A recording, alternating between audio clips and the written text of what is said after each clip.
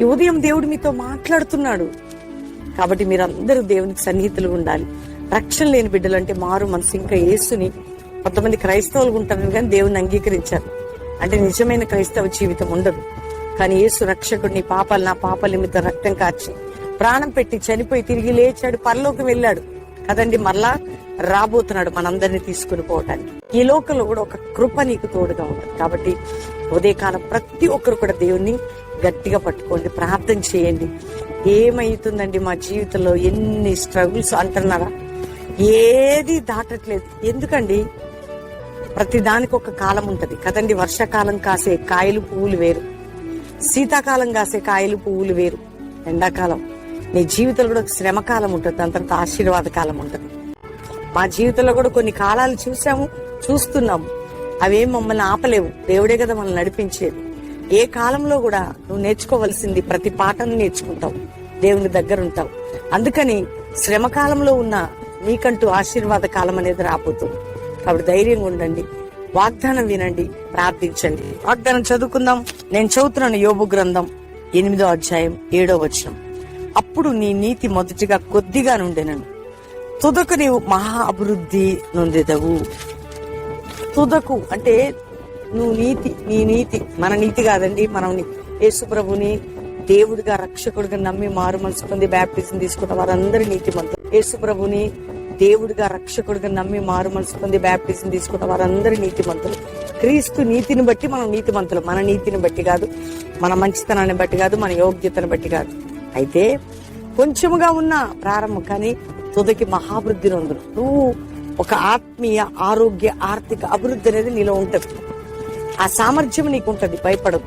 ఒక టైం ఉంది నీ లైఫ్ లో, ఒక విడుదల ఉంది నీ జీవితంలో. కొద్దిగా ఉన్నా, కొంచెంగా ఉన్నా, తుదకు చాలా త్వరలో అది మహాభివృద్ధిని అందబోతుంది. చివరికి అది మహాభివృద్ధి. కాబట్టి ఏ విషయంలో మీరు భయపడవద్దు.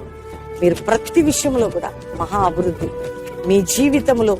ఈ రోజు వరకు అన్ని కొత్త కొంత కొంత కొంత, ఏదైనా కొంచెమేనండి, ఏదైనా కొద్దిగా లేదు. విడుదల ఉంది నీ జీవితంలో, ఒక అభివృద్ధి ఉంది నీ కుటుంబంలో, ఒక విషయంలో మంచి సమాధానకరమైనటువంటి ఆత్మ సంబంధమైన ప్రతి విషయంలో అభివృద్ధి. ఇప్పుడు నువ్వు కొంచెం పరిస్థితిలో ఉన్నావేమో, ఇప్పుడు నీ ఆత్మీయ జీవితం గాని, ఆర్థిక విషయాలు గాని, ఆరోగ్యపరమైన ఎందులోనైనా కానీ ప్రభు మనతో మాట్లాడుతున్నాడు. నువ్వు చాలా మహా అభివృద్ధి నొందెదవు. ఈరోజు మహా అభివృద్ధి నొందబోతున్నావు, అభివృద్ధి నొందేదవు. ఆమేన్. ఈరోజు వాగ్దానం ఎత్తి పట్టి, అవును నేను పొందుతాను, నేను రిసీవ్ చేసుకుంటున్నాను, ఇది నాకని నువ్వు రిసీవ్ చేసుకొని లైక్ చేసి మంచి కామెంట్ పెట్టి నీకు తెలిసిన ప్రియులందరికీ పంపి హ్యాపీగా ఈ వాగ్దానంలో ప్రభుని స్తుతించు, గట్టిగా పట్టుకో, ప్రార్థన చేసుకో, దేవునికి నీ జీవితాన్ని సమర్పించుకో, ప్రార్థన చేసుకో.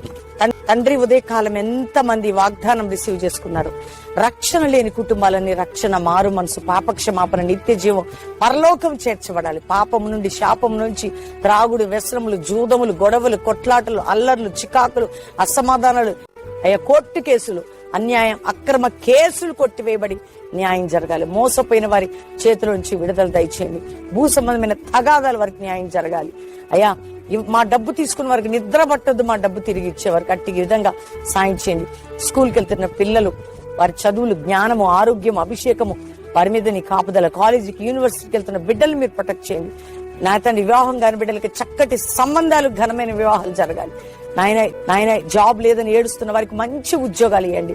అయ్యా నా తండ్రి, వ్యాపారంలో నలిగిన వారిని లేవనెత్తండి. ఒక్కొక్క సేవకులను, బిడ్డల్ని మీరు కాపాడి శత్రు నుంచి విడిపించండి.